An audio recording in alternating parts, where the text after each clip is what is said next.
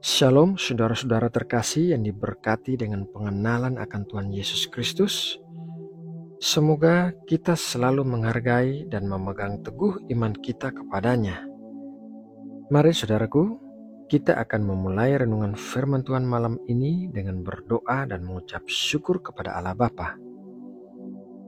Bapa yang penuh kasih, Allah yang Maha Kudus, malam ini kembali kami datang ke hadapan-Mu dengan korban pujian dan ucapan syukur atas semua hal yang terjadi dalam hidup kami.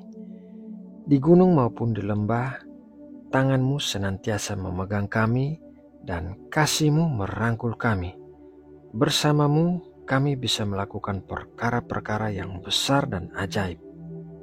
Bapa, kami memulai saat teduh dengan berdoa bagi saudara-saudara kami yang terkasih.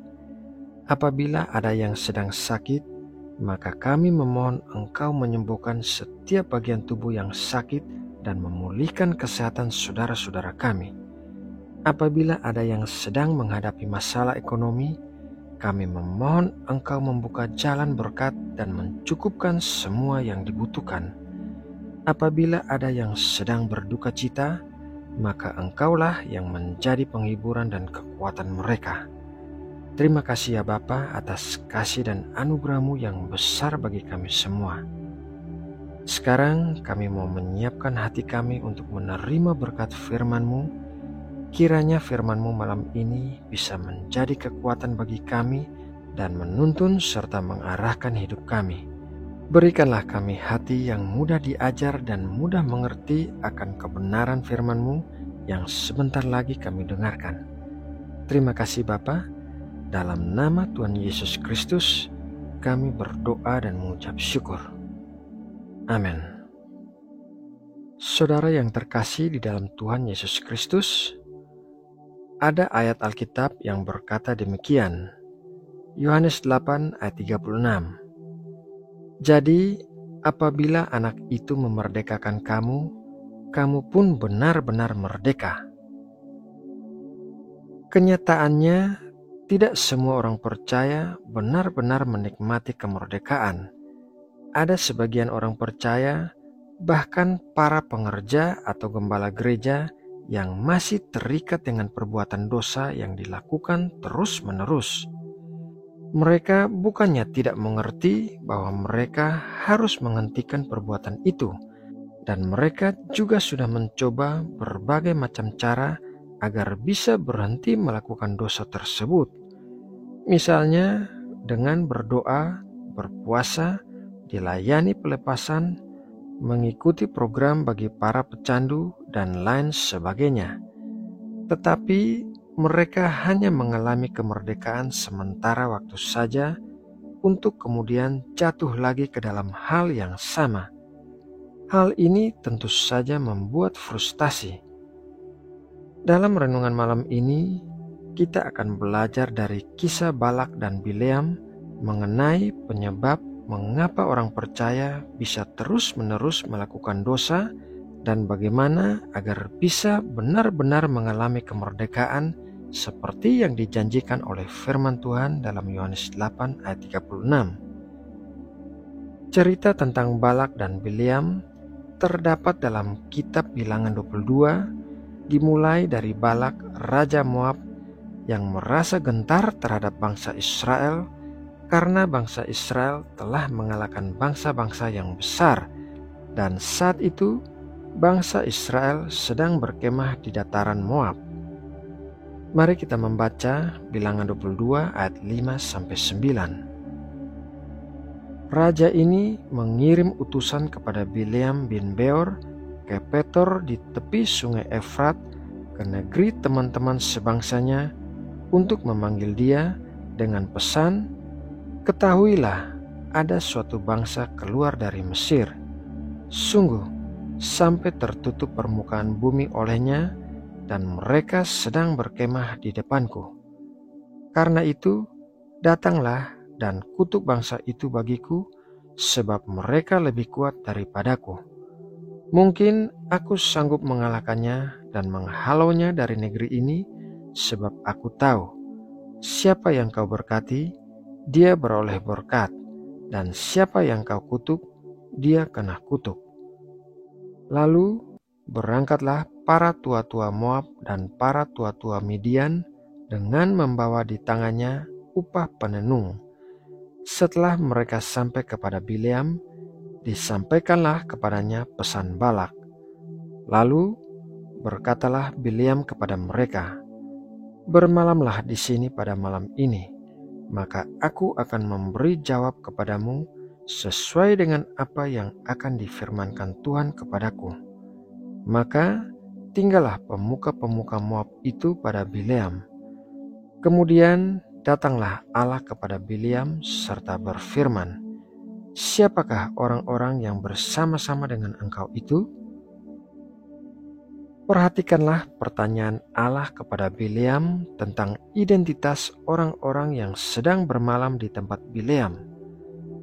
Allah adalah yang Maha Tahu, dan pada saat Allah menanyakan pertanyaan itu kepada Bileam, sesungguhnya Allah mengingatkan Bileam bahwa orang-orang yang tinggal bersamanya saat itu adalah musuh-musuh bangsa Israel. Bileam seharusnya mengingat bahwa bangsa Israel adalah bangsa yang diberkati Allah, dan sudah jelas bahwa ia tidak boleh mengutuki apa yang diberkati oleh Allah. Karena hal itu berarti ia terang-terangan menentang Allah. Seharusnya Bileam langsung menolak orang-orang itu ketika mereka datang kepadanya dan menyampaikan permintaan Raja Balak untuk mengutuki bangsa Israel. Namun, upah petenung yang dibawa mereka telah menggoyahkan hati Bileam. Mari kita membaca jawaban Bileam terhadap pertanyaan Allah. Bilangan 22 ayat 10-14. Dan berkatalah Bileam kepada Allah, "Balak bin Sipor, Raja Moab, mengutus orang kepadaku dengan pesan, 'Ketahuilah, ada bangsa yang keluar dari Mesir dan permukaan bumi tertutup olehnya. Karena itu, datanglah, serapalah mereka bagiku. Mungkin aku akan sanggup berperang melawan mereka dan menghalau mereka.' Lalu berfirmanlah Allah kepada Bileam, 'Janganlah engkau pergi bersama-sama dengan mereka. Janganlah engkau mengutuk bangsa itu, sebab mereka telah diberkati.'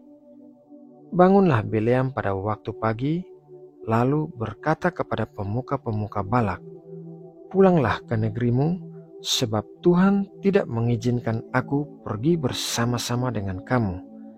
Lalu berangkatlah pemuka-pemuka Moab itu, dan setelah mereka sampai kepada Balak, berkatalah mereka, 'Bileam menolak datang bersama-sama dengan kami.'"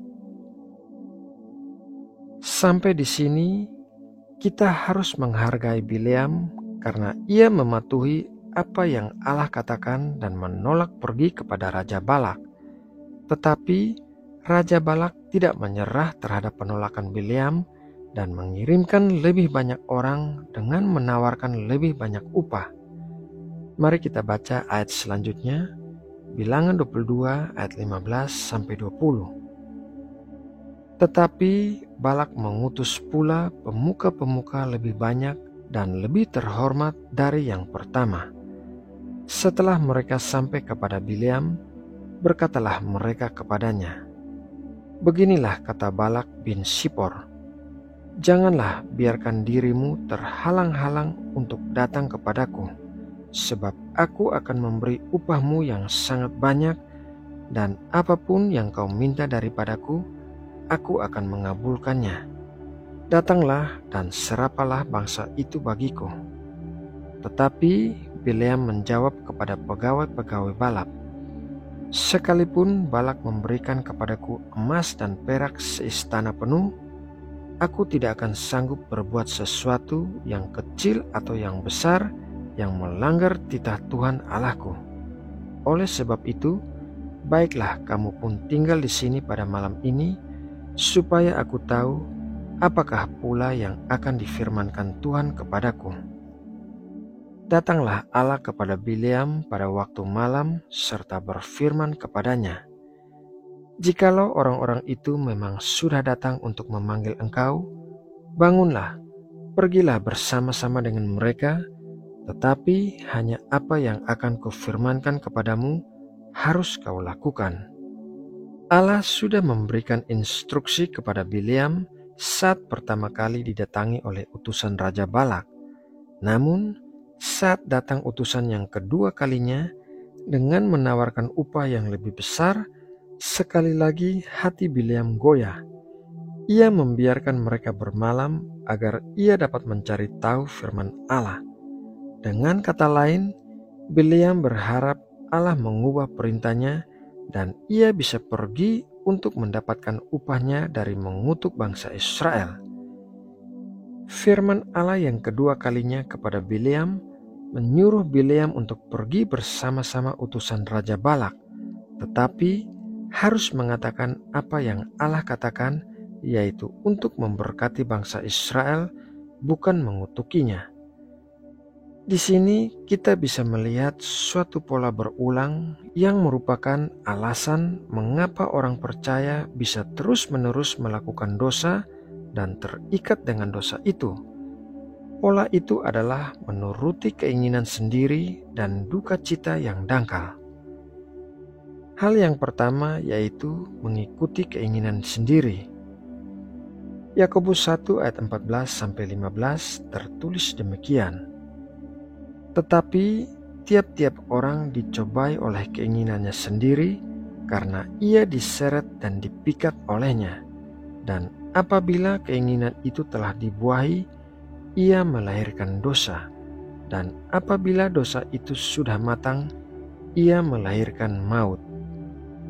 Keinginan Bileam untuk pergi dan mendapatkan upah yang ditawarkan oleh Raja Balak telah membuat dua kali menerima utusan-utusan Raja Balak dan menyuruh mereka bermalam agar ia dapat mendengar firman Allah. Apa yang diharapkan oleh Bileam adalah agar Allah memberikan keinginan hatinya dan membiarkannya pergi, dan memang itulah yang terjadi kemudian. Apabila kita memaksakan kepada Allah untuk memberikan keinginan hati kita, kadangkala Allah memberikannya kepada kita, namun hal itu akan mendatangkan penghukuman bagi kita. Sama halnya dengan bangsa Israel yang bersikeras untuk memiliki seorang raja, padahal itu bukanlah keinginan Allah. Akhirnya Allah memberikan Raja Saul kepada bangsa Israel sesuai keinginan mereka yang terbukti memberikan banyak masalah kepada bangsa Israel. Saat kita berfokus pada keinginan kita sendiri untuk mendapatkan sesuatu, maka sesuatu itu akan mengikat kita. Hal yang kedua yaitu duka cita yang dangkal. 2 Korintus 7 ayat 10, sebab duka cita menurut kehendak Allah menghasilkan pertobatan yang membawa keselamatan dan yang tidak akan disesalkan, tetapi duka cita yang dari dunia ini menghasilkan kematian. Saat Bileam pertama kali menolak utusan Raja Balak, dia berkata bahwa Allah tidak mengizinkannya pergi bersama mereka. Ini adalah sebuah duka cita yang dangkal, yaitu duka cita yang berasal dari dunia, karena Bileam sesungguhnya merasa sedih karena dilarang pergi oleh Allah, padahal ia ingin pergi.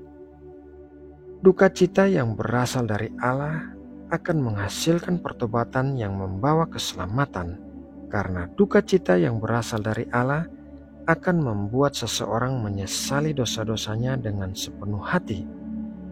Duka cita yang berasal dari Allah adalah suatu keinginan dari dalam hati untuk tidak mengecewakan atau menyakiti hati Allah dengan melakukan perbuatan-perbuatan dosa.